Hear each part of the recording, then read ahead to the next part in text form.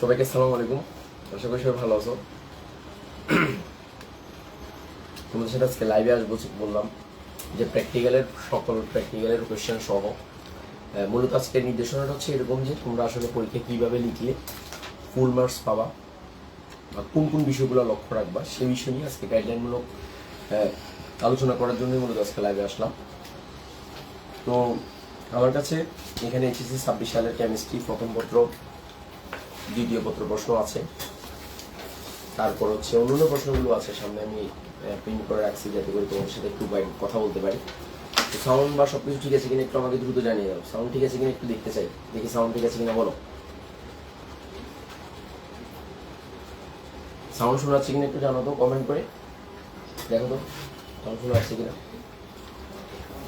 সাউন্ডে কোনো প্রবলেম আছে কিনা একটু জানো। ঠিক আছে, আচ্ছা ফাইন।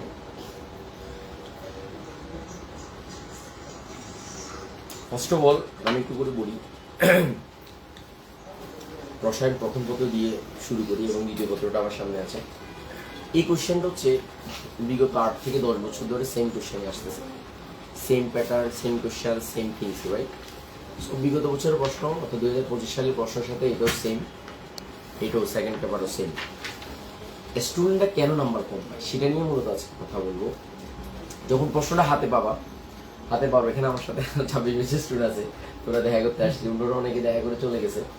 তো এখানে তোদের সাথেই কথা বলি, জিনিসগুলো তোদের জানা উচিত। দেখ, আমাদের স্টুডেন্টরা এই যে প্রশ্নের যে মানবন্ধন দেখছিস, প্রশ্নের যে মানবন্ধন আছে না, এই মানবন্ধনটা খেয়াল করে না, বুঝছিস? সেদিকে টাকা যে মানবন্ধনটা খেয়াল করে না, মানবন্ধনটা খেয়াল না করে রাখার কারণে স্টুডেন্টের কিন্তু মার্কস কমে যায়।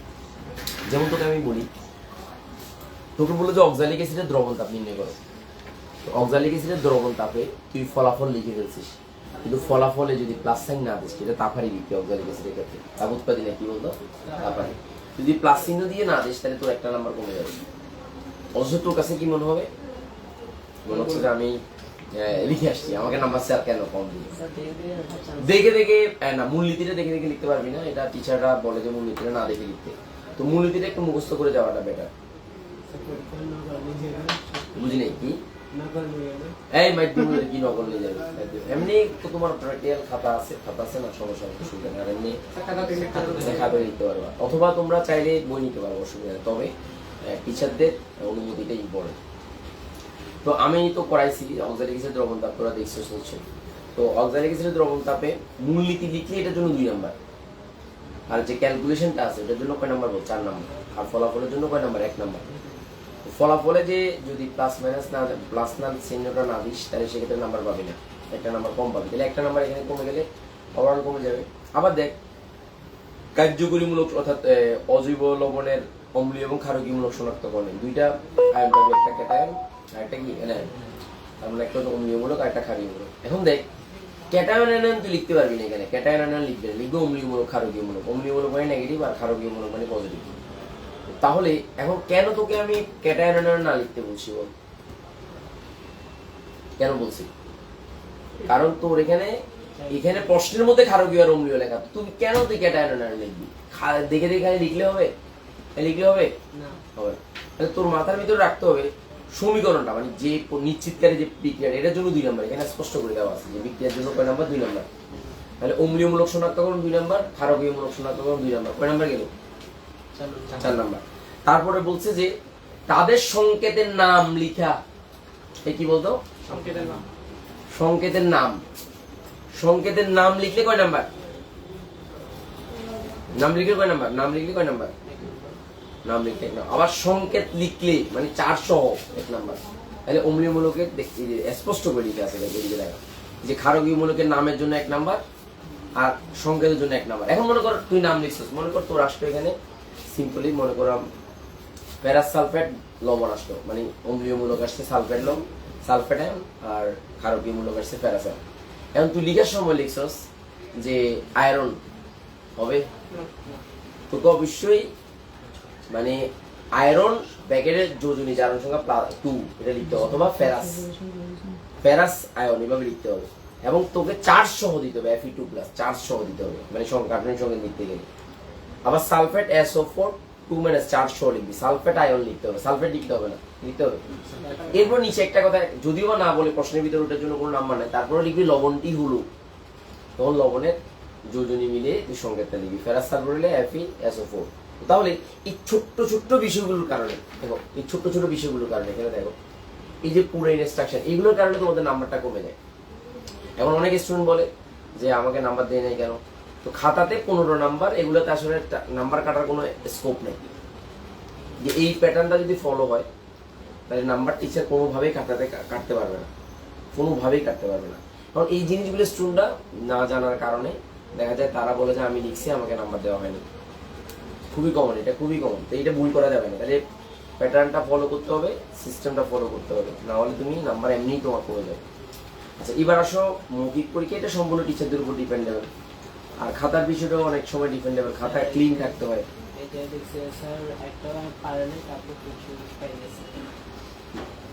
আচ্ছা, এটা হচ্ছে এক্সেপশন, মানে বিশেষ করে টিচাররা চাইলে তো নাম্বার বাড়াই দিতে পারে। স্যার কথা বলছে যে স্টুডেন্টটা একজন শেষ হচ্ছে, তখন মানে পোলাইটলি বলছে স্যার আসলে আমি তো পারি না।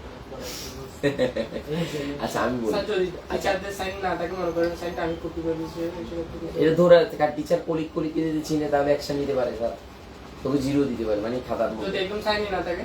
সাইন না থাকলে তো এটা আরেক বিপদ। সাইন কেন থাকবে না, সাইন কেন থাকবে, আমরা তো ইরেগুলার। আর যদি স্যার মনে করেন কলেজের খাতাটা নেই, মানে প্র্যাকটিক্যাল খাতাটা কলেজ থেকে যেটা প্রোভাইড করে ওইটা না, মনে করেন লাইব্রেরি থেকে পাঞ্জাবি অথবা অন্য কোনো পাবলিকেশনসের খাতা নিয়ে গেছি, ওইটাতে মানে কলেজের খাতাটা না নিয়ে তো নিজস্ব খাতা নিয়ে, এটাতে সমস্যা হওয়ার কথা না। তবে মনে রাখতে হবে এগুলো একটা সাইকোলজিক্যাল গেম। টিচার যখন দেখবে সবগুলো একই রকমের খাতা, আরেকটা ভিন্ন, তখন তো ডাউট হবে।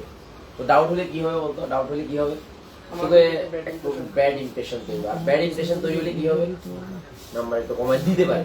বাট আমাদের স্যাররা অনেক ভালো, ভদ্র ব্যবহার, ভালো ব্যবহার, তারপর হচ্ছে স্যারদের সাথে কি বল, মানে বেয়াদবি হবে না। যেমন চুল কেটে যাবে, এই চুল কেটে যাবে, চুল সুন্দর করে কাটবি, চুল কেটে যাবি। তারপর হচ্ছে ব্যবহার আছে। আর ল্যাবের মধ্যে বন্ধু বান্ধবের সাথে ডাকাডাকি করবি না, ডাকাডাকি করবি। তারপরে এটা এদিকে এটা করা যাবে না, যাবি নাকি, যাবে নাকি? স্যার খাতাটা মানে প্র্যাকটিক্যাল খাতাটা আমরা যেটা নিয়ে যাবো সেটা আগে নিয়ে ফেলবে না, মানে ওটার থেকে লিখে যাবে চাইলে। কোনটা থেকে, মানে যেটা প্র্যাকটিক্যাল আমরা করে যাবো, মানে এখানে যেটা আমাদের কাছে না, এটা তোমার জমা দিতে হবে না, আগে জমা দিতে হবে। হ্যাঁ অবশ্যই তোমাকে। তোমার কি করবে, তুমি যখন এক্সপেরিমেন্টটা এইগুলো এটা নিতে যাবা, অক্সালিক অ্যাসিডের জন্য 5 গ্রাম 7 গ্রাম 8 গ্রাম জমা রাখবে। তো এই জিনিসগুলো আমি তোদেরকে করাইছি, আমি আমার ভিডিও রেকর্ডও করছি আলাদা করে। আবার তোদের জন্য, আমার যারা স্টুডেন্টগুলো তাদের জন্য ফ্রি, আবার অন্যান্যদের জন্য জাস্ট টোকেন মানি হিসেবে আমি এটা কোর্সের ব্যবস্থা করছি। কোর্সের লিঙ্কটা নিচে দিয়ে দিই। জাস্ট স্টুডেন্ট যারা, আমি আসলে একদমই এটা, বাট এটা জাস্ট একটু জিনিস স্টুডেন্টরা যাতে একটু হয়, যেহেতু কষ্ট করছে, হ্যাঁ জাস্ট এটাই। নতুন ZCC 99 কোড দিয়ে আমি এটা স্টুডেন্টদের জন্য রেখেছি। তো তোদের জন্য এগুলো ফ্রি, তোদেরকে দিয়ে দিচ্ছি অলরেডি। ওইখানে সিস্টেমটা কি, সিস্টেমটা হচ্ছে তোকে 5 গ্রাম দিতে পারে, 7 গ্রাম দিতে পারে, 11 গ্রাম দিতে পারে, ইচ্ছে মতো। তো সো ওই গ্রাম অনুসারে তুই যখন যাবি, প্রথমে ল্যাবে যখন যাবি বা সামনে যাবি, তখন তোর রোল নাম্বার অনুসারে ডাকলে নমুনাটা আনতে বলবে। কি আনতে বলবে? নমুনাটা কিভাবে আনতে বলবে বলতো, মানে তোকে বলে বাছাই করো, এখান থেকে একটা বাছাই করো। তো তখন তোর খাতার মধ্যে একটা খাতা দেবে, তো প্র্যাকটিক্যাল খাতাটা ওই টেবিলের উপর রাখবা, অথবা আলাদা পিয়ন থাকে যা ওর কাছে জমা দিতে বলবে। তো এবার তুমি ওইটা খাতাটা জমা দিবা, তোমার নাম্বারটা টিক মার্কস দেবে, দেন তোমাকে নমুনাটা দেবে। এবার লবণটা তোমাকে পাশে লবণ থাকবে, তো লবণটা ব্লাইন্ড, মানে তোকে বুঝতে দেবে না যেটা কি লবণ আছে, মানে এরকম একটা বক্সের মতো সামথিং থাকবে, এটার মধ্যে তোর লবণগুলো ওনারা রাতের বেলা, তো যারা প্র্যাকটিক্যাল টাস্ক নিয়েছে বা পরীক্ষক যারা, তারা আগে থেকেই সেট করা রাখবে এটা। তখন তোমার কাজ হচ্ছে কি বলো, ওরা জানতো। বাট এখানে একটা কোড আছে, মানে খাতার মধ্যে একটা, মানে তোর টেস্ট টিউবের মধ্যে একটা কোড আছে, ওই কোডটা তোমার খাতার মধ্যে লিখে দেবে। তো ওই কোডের সাথে মিলাবে লবণটা কি, তখন তোমার পরীক্ষার সাথে মিলবে। যদি মিলে তাহলে ফুল মার্কস পাবে, আর না মিললে তো নাম্বার না দিতে পারে।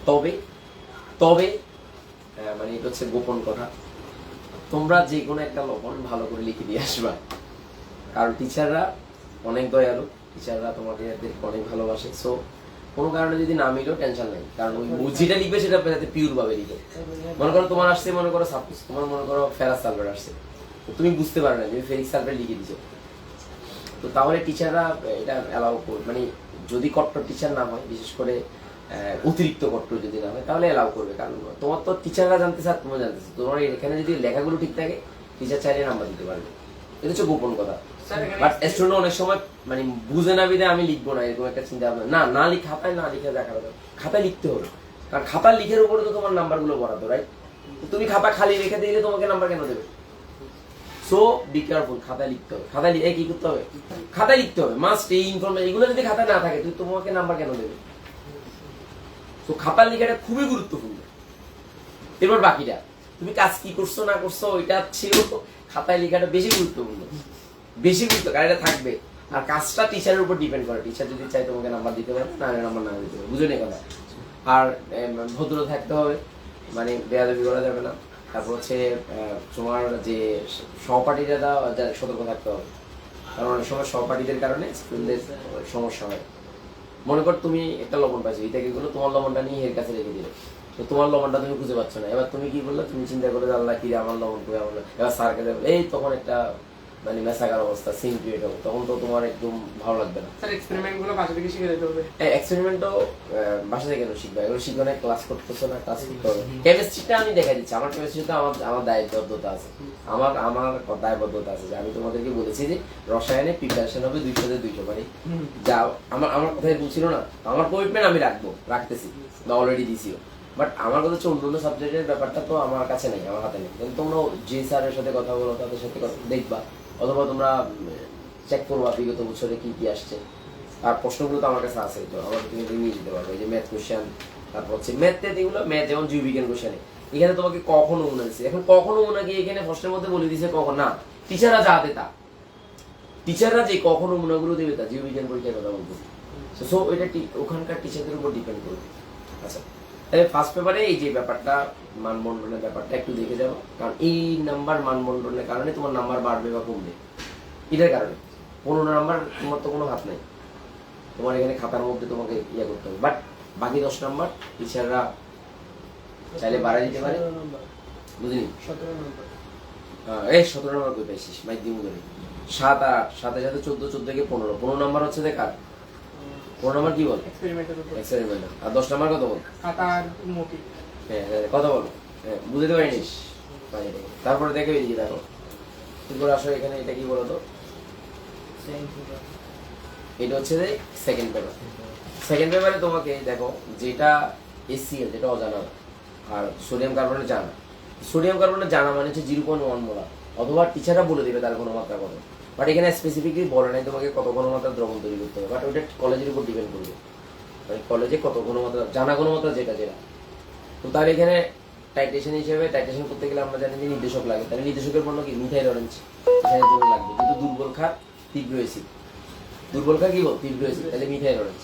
আর যদি এটা খুবই কমন, আর যদি ক্ষারটা তীব্র হইতো, অ্যাসিডটা দুর্বল হইতো, ফেরোনফথেলিন হইতো। সো ওইগুলোর রেঞ্জগুলো মানে বাইবাতে তোমার এই রেঞ্জগুলো জিজ্ঞেস করবে, কেন এটা হলো, কেন এটা হলো, গ্রাফগুলো আঁকতে বলবে, কি আঁকতে বলবে বলো, গ্রাফগুলো আনতে বলবে। তারপরে দেখো প্রত্যেকটার জন্য আলাদা আলাদা নাম্বার, যে মূলনীতির জন্য 3 নাম্বার, তাহলে মূলনীতিটা মুখস্থ রাখতে হবে। তারপর হচ্ছে ব্যবহারিকের জন্য কয় নাম্বার, ব্যবহারিক মানে স্যারকে দেখানোর জন্য। তো তোমরা একটু চালাকি করে করবা, যখন কাজটা টাইট্রেশনটা করবা, করার পরে তোমার স্যারকে একটা সাইন করে নিয়ে আনবা, বেটার। বাট স্যাররা যদি মানে সাইন করতে না চায় বা কোনো কারণে কোনো ইয়ে হয়, তাহলে সেক্ষেত্রে মানে বেয়াদবি করিও না, কারণ অনেকে আবার যায় যে বিরক্ত করবে, স্যার স্যার স্যার স্যার, তখন স্যাররা বিরক্ত হলে একটু স্বাভাবিক। স্যার যদি বলে যে হ্যাঁ লাগবে না, তাহলে তুমি এটা নিয়ে জোর করার দরকার নেই। স্যার যদি বলে যে না আমার খাতাটা তোমরা কি করছো আমাকে দেখাও, মানে টাইট্রেশন যে করছো এটা হয়েছে কিনা, কততে হয়েছে, কয়বার করছো, 3 বার করতে হয়, ঠিক আছে কিনা, তো সো এটা তোমাকে কি করতে হবে, দেখাইতে হবে। বাট দেখাইতে গিয়ে তুমি আবার স্যারকে কি করা যাবে না, বিরক্ত করা যাবে না। অনেকে আছে না মানে দেখাইতে বলছে, স্যারকে যাই অবশ্যই, স্যার হয়তো দেখা যাচ্ছে স্যার নাস্তা করতেছে বা খাচ্ছে, তুমি যাই এই স্যার স্যার এটা দেখে আমি করছি, স্যার বিরক্ত হবে। অথবা স্যারের কলিগ পড়ে গেছে কি বলো ওখানে এক্সটার্নাল, বা স্যারের কোনো বন্ধু পড়ে গেছে এক্সটার্নাল, হয় মেয়ে ওদের সাথে, তো তখন কি হবে, ওরা গল্প করতেছে, এখন তুমি যাবো স্যার করছি, বিরক্ত হবে। এটা সিস্টেম, আমাদের সিস্টেমের কথা বলছি, এটা মানে এটা তো বাস্তবে এরকম হওয়া উচিত না। বাস্তবে যে স্যার তোমাকে এই 3 ঘন্টার মধ্যে 3 ঘন্টা তোমার ল্যাবে দাঁড়ায় থাকা উচিত, বা তোমাকে হল দেওয়া, গার্ড দেওয়া উচিত, তুমি কি করতেছো দেখা উচিত। আমাদের যে সিচুয়েশন এটাতে এরকম হয় না, এত সিনসিয়ার খুব টাফ। মানে এত সিনসিয়ারিটি মেনটেন করা খুব টাফ। বুঝতে পারছি তো, কারণ ওনারা সে সকালবেলা আসবে যে একদম সন্ধ্যার সময় যাবে, সারাদিন তোমার কলেজে থাকবে, এক্সটার্নাল ইন্টারনাল সবগুলো। তো সো ওনাদেরও তো কিছু ব্যাপার সে রিল্যাক্স আছে, তারপরে প্রাইভেসি থাকে অনেক সময়, ঠিক আছে, নামাজ পড়ে, অনেক কিছু করে, সব এই ব্যাপারগুলো একটু মাথায় রাখবা। এক্সটার্নাল বলতে আমাদের কলেজের টিচার, কলেজের একজন না, একজন তোমার কর্মা না, তুমি তো যে কেন্দ্রে পরীক্ষা দিবা সেই কেন্দ্রের যিনি ওই ডিপার্টমেন্টের টিচার, ওটাকে ইন্টারনাল করে। আর বোর্ড কি করে, আরেকজনকে অ্যাসাইন করে ওখানে যাওয়ার জন্য, ওটাকে এক্সটার্নাল করে। দুইজন, ওটা বোর্ড নির্ধারণ করবে, এটা তো কেউ জানবে না। তো স্বভাবতই কলেজে এক কলেজে চাকরি, যেমন সরকারি কলেজের টিচাররা তো একই সাথে কখনো চাকরি করতে পারে, তাদের সাথে একে অপরের পরিচয় আছে। আবার বেসরকারি কলেজের টিচারদের সাথেও কি আছে বলো, পরিচয় থাকে, এবং একজনের সাইন অন্যজন চিনে। তুমি যে বললা যে সাইন স্যার সাইন করলে যদি বুয়া করি কি, সে সরাসরি ফোন দেবে। তোমার সাইন যদি তো সন্দেহ হয়, ডাইরেক্ট ওই স্যারকে দেখবে ফোন দিয়ে, কিরে তোর সাইন কি এরকম নাকি, মানে বন্ধু যদি হয় আর কি, তখন তো বেজালে করবা। আর যদি এরকম হয় সত্য স্বীকার করবা। স্যার আমি তো ওই টাইপের মধ্যে করে দিব, মানে তার মানে তুমি 2 নাম্বারই করবা। স্যার আমি কি করব, এখন তো সাইন করে নাই। আল্লাহ, তো তুমি এখন যাও, কলেজে যাও। এখন ছাত্র তো নাই, কি কলেজে স্যার নাই, অবশ্যই এখন না থাকো, তুমি শনিবার দিন যাও। লিখো না এখনো, খাতায় লিখে নেবে।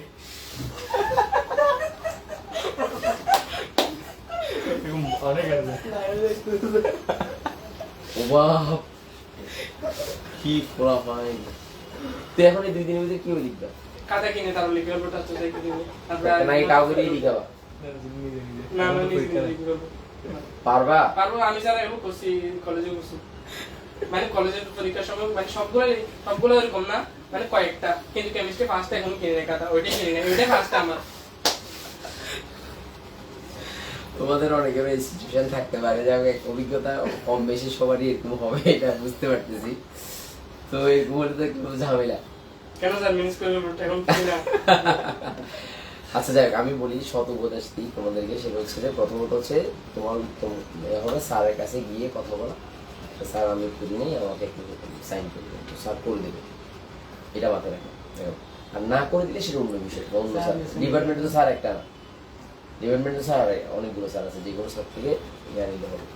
আচ্ছা, এটা একটা বিষয়। দ্বিতীয় নম্বর যে ফ্যাক্টরটা, সেটা হচ্ছে যে যদি তুমি কোনো কারণে কোনো কিছু তোমার ভুল ধরে বা টিচাররা বলে যে এটা হয়নি, তখন একদম সরলতার সাথে স্বীকার করবা, যেটা সত্য সেটা স্বীকার করবা, যেটা সত্য সেটা কি করবা, স্বীকার করবে। এটা একদম যে স্যার আমার এই ব্যাপারটা হয়, ঠিক আছে।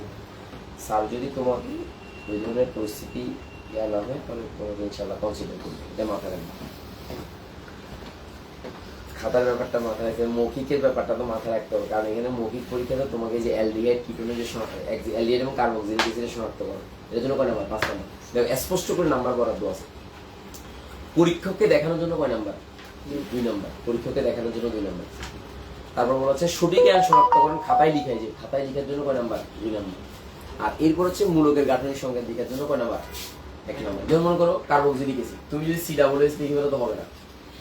সি দিয়ে তোমাকে বন্ধন দিয়ে, ডাবল বন্ড দিয়ে, তার ও দিয়ে তোমাকে এই চিজে কার্বক্সিলিক অ্যাসিডের গাঠনিক সংকেত লিখতে হবে, ওইভাবে লিখতে হবে। আর তোমাকে যদি অ্যালডিহাইড বলে, তাহলে অ্যালডিহাইড বলে যে সি দিয়ে ডাবল বন্ড ও এখানে এইচ, তাহলে CHO লিখলে হবে না। এইভাবে তোমাকে গাঠনিক সংকেতটা লিখতে হবে। আবার অনেকে কি করে, এগুলো দেখে বিশাল করে বইতে যা আছে সব লিখে দেয়, না এরকম লিখার দরকার নেই। কারণ তোমার নাম্বার তো বরাদ্দ এখানে আছে, কোনটার জন্য কি বরাদ্দ আছে, তাহলে কাজের বর্ণনা হ্যান ত্যান এগুলো লিখে তোমার সময় অপচয় করা কোনো মানে হয়। বুঝিনি? এক্সপেরিমেন্ট ফার্স্ট পেপারে 2টা, একটা হচ্ছে অর্গানিক এসিড দ্রবণ বিভিন্ন লবণ আয়ন শনাক্তকরণ, সেকেন্ড পেপারে 2টা। হ্যাঁ অবশ্যই, এখানে আদে 2টা না, 2টা থেকে 2টা, এটা তো ম্যান্ডেটরি। ট্যাক্সেশন তো ম্যান্ডেটরি, এটা আর কোনো অপশন নেই। আর এখানেও তো যেগুলো একটা তোমাকে কার্বক্সিলিক অ্যাসিড অথবা অ্যালডিহাইড বলো, তোমাকে যে কোনো একটা দিতে বলবে, বুঝো না? তোমাকে যে কোনো একটা তোমার এখানে আসবে, মাথায় ঢুকছে নাকি ঢুকে নেই? সো তোমার মাথার ভিতরে থাকবে যে you should follow the instruction, এবং এটা যদি না থাকে অবশ্যই তুমি কালেক্ট করবে, কারণ তোমাদের নাম্বার কোথায় কোথায় কিভাবে কমে সেটা এখান থেকে বোঝা যায়। সো এটা ফলো করলে আমার মনে হয় তোমরা অন্তত পক্ষে 24-23 ইজি পাবা, যদি স্যার একদম তোমাকে অনেক ইয়েও করে। বাট মাথায় রাখবা এই বিষয়গুলো, প্র্যাকটিক্যালের বিষয়গুলো ডেফিনেটলি ফিজিক্যাল যে তোমার যে অ্যাপিয়ারেন্স এগুলোর উপর একটু ইয়ে আছে, বিশেষ করে ম্যানার, এই ব্যাপারগুলোর উপরও ডিপেন্ডেবল।